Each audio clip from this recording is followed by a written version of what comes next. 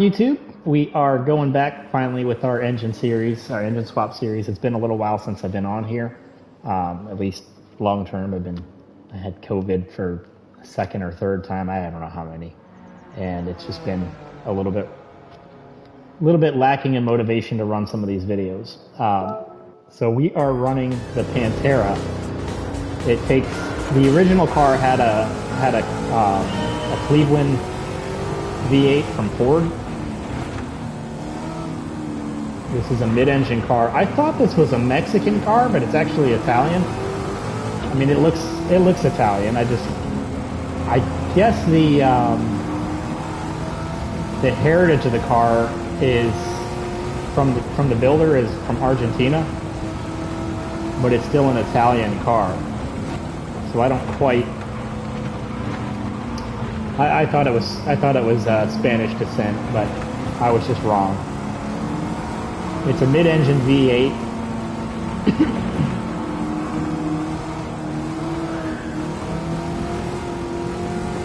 It definitely has it's willing to oversteer. The nose feels light.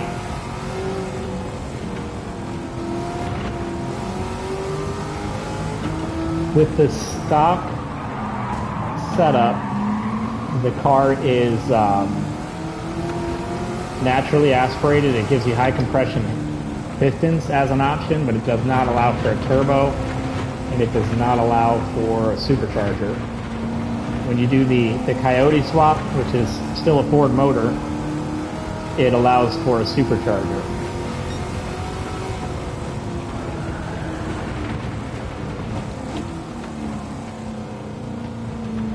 Okay, we pushed.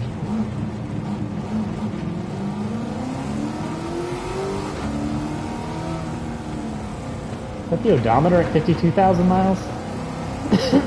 Oh yeah, good lord. That's a lot of miles for a supercar, especially a classic. I don't think these things were meant to go that far. And I bought them at the same time that both this and I guess we'd say the engine swap donor car. So I'm guessing the mileage is the same on them.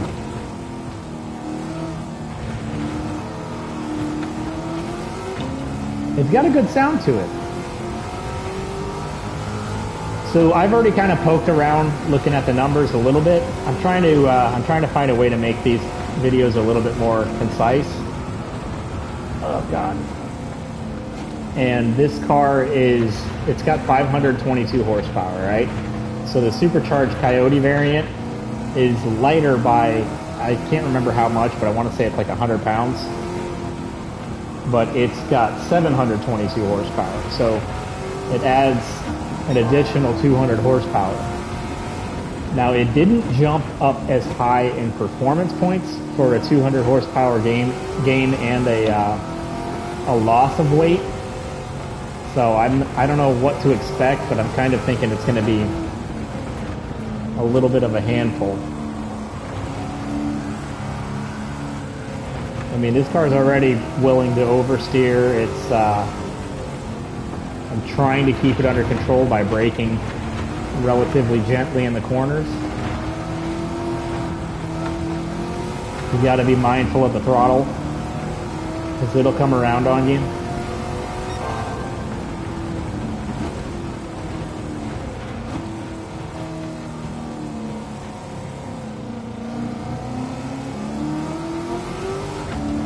But it's a good feeling car. It sounds good. I think the updated motor is going to sound a whole lot better, to be honest.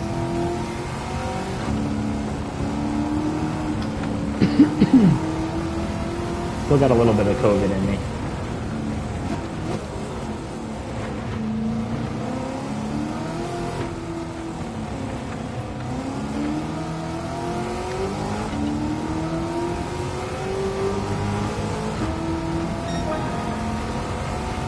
We got a 206 lap, that's not bad.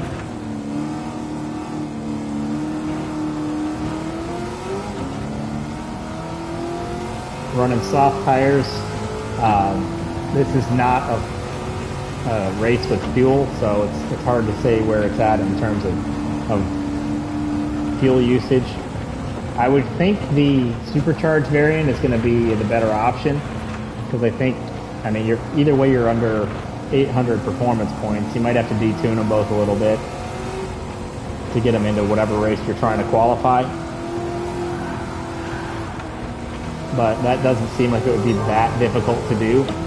With the relative closeness in performance points, with that larger gap in horsepower, I think the best option is going to be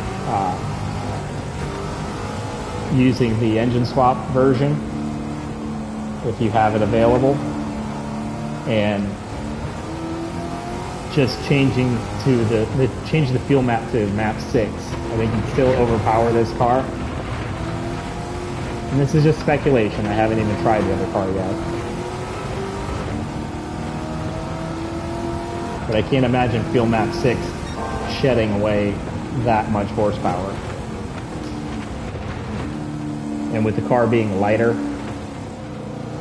and more efficient, I would imagine the fuel efficiency is better.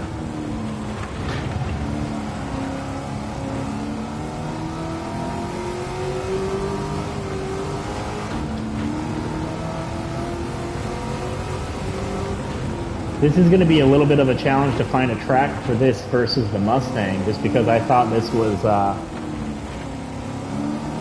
I thought it was Mexican. Then I would have, my next guess, I mean, with the Argentina heritage, I probably would have gone with a South American build next, or thought it was. So I would have thought North America or South America either way, versus, like we're in a European race right now just to get the car to qualify. So the Mustang is obviously American. And this is Italian, or a European. Alright. Which, who knew? I don't know about the company enough to have known that. I didn't see what our lap was. I think it was, I know I saw a 206. We might have done better on the last lap. Let's look at the power curve real quick. So we have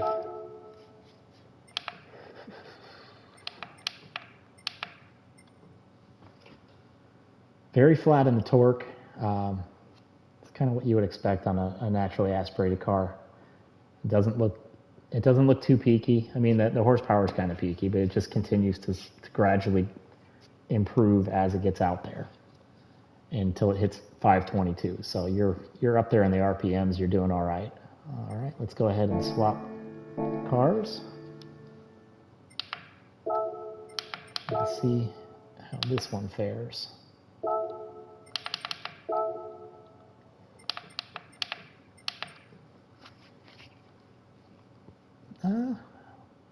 It's pretty similar, honestly. I mean, it's a gradual build. I mean, it's supercharged, so you kind of expect that. You don't expect it to be too peaky. The horsepower curve is almost identical. It's just higher. And then the torque, we are higher as well. It's a little bit more, rounded, but I don't think it's anything that would actually hurt the car. I think you're gaining way over what you're losing. Let's double check something here. What was the torque on this car? So this torque was 474. And the torque on this one is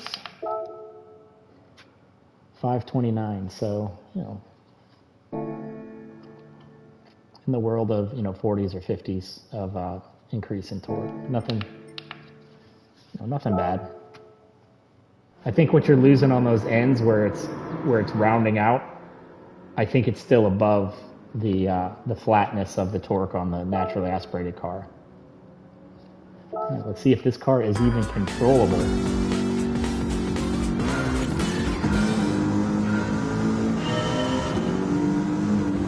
I already like the sound of the engine more. Man, we got a twin out here in colors.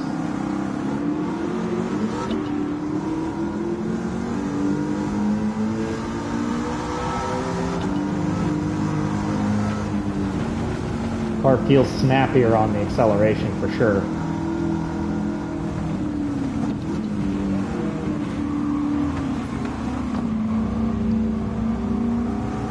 You can do the low RPM supercharger as well. If you don't want to, superchargers tend to be more linear, so there's not a whole lot of benefit, but you could potentially lose a couple performance points and try to get this thing into the spec of a race. Man, this thing sounds great.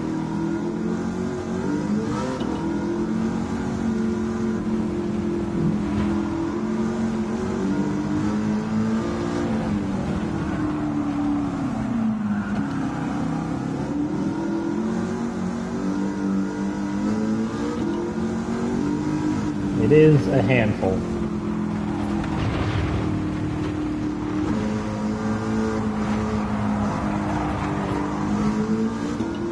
So on this car, I picked the lime green paint and did the refinish work because I'm planning on doing the wide body kit, and Can Dig It Design.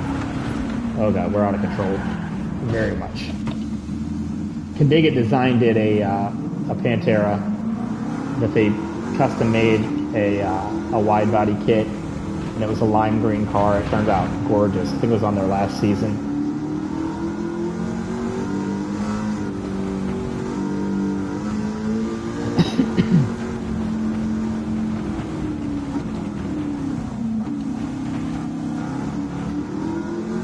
I haven't done the wide body kit yet just because I wanted to compare apples to apples,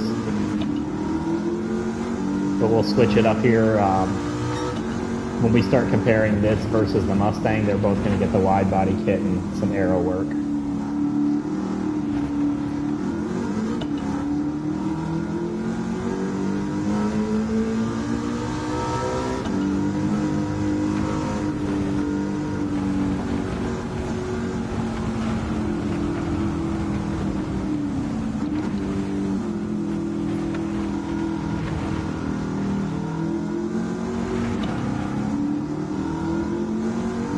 We got a 211 with a wreck, so I don't think we'll have too much trouble beating our last lap.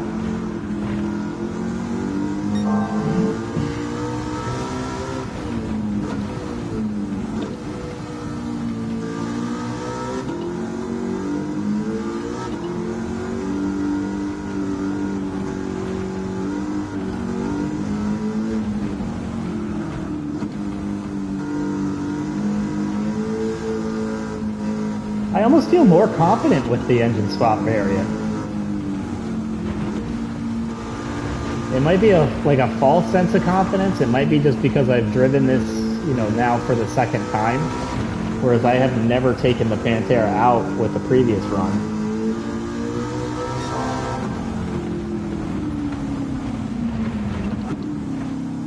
I'm a little leery of braking yet. I feel like the car's just going to slide away on me.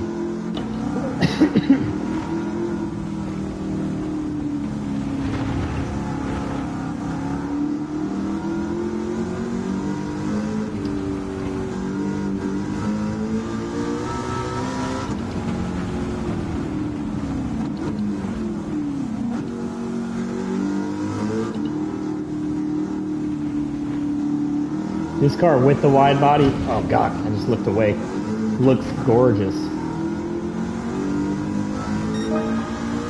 So it's a 204 with hitting a wall. We gave away a lot of time on that lap.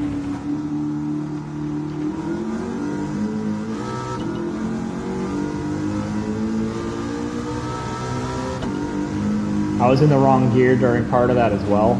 Just, letting the engine kind of power its way through instead of going for peak power.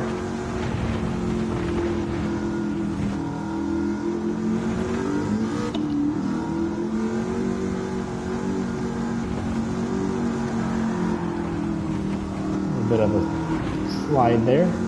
It still feels balanced.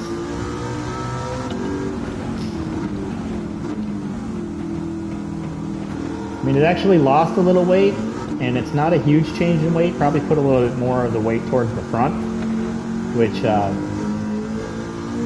used to, driving front mid-engine cars or, front just engine in general. I've had a couple, like the last couple cars I've had have been front mid-engine, where the motor's actually behind the front suspension. But they tend to either be, I mean, the manufacturers try to work to get them at like a 50-50 weight distribution, whereas having the engine behind you, you usually have more weight behind you. So it's not 50-50. It'll be like a 40-60 or something like that, with 40% to the front and 60% to the rear. And that's better for, you know, track events, because you're usually looking for that 50-50 weight during braking. And while you're braking in a mid-engine car with the, you know, rear mid-engine setup, it's shifting that weight forward during braking, and you're getting a 50-50 weight distribution. But with lightening up the engine, the car feels to me more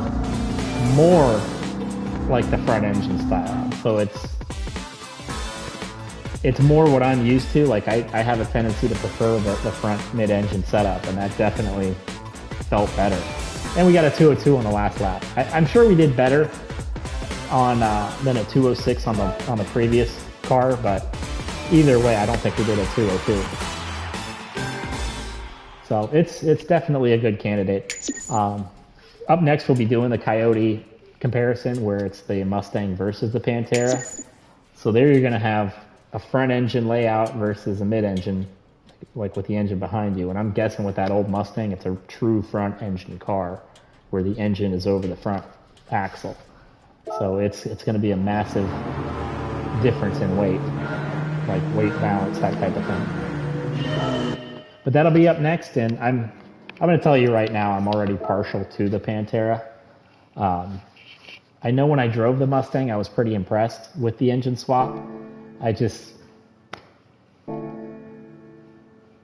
don't know. I'm jaded, because just the look of the car, I'm happier with the design of the Pantera. It's not like the Mustang they're using is not one that gives me any kind of happy feelings. Let me see if I can find, yeah, see, here we are. It's going to be similar in performance points. Is this running to Cleveland also? Let me see here. Yeah, Cleveland. So it looks like the engine that we swapped out and in is similar. So that's probably why they chose to do that. But we'll be comparing those next. And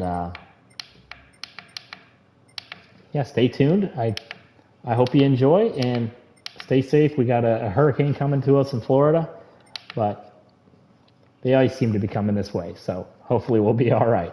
But either way, I'll catch you on the next one.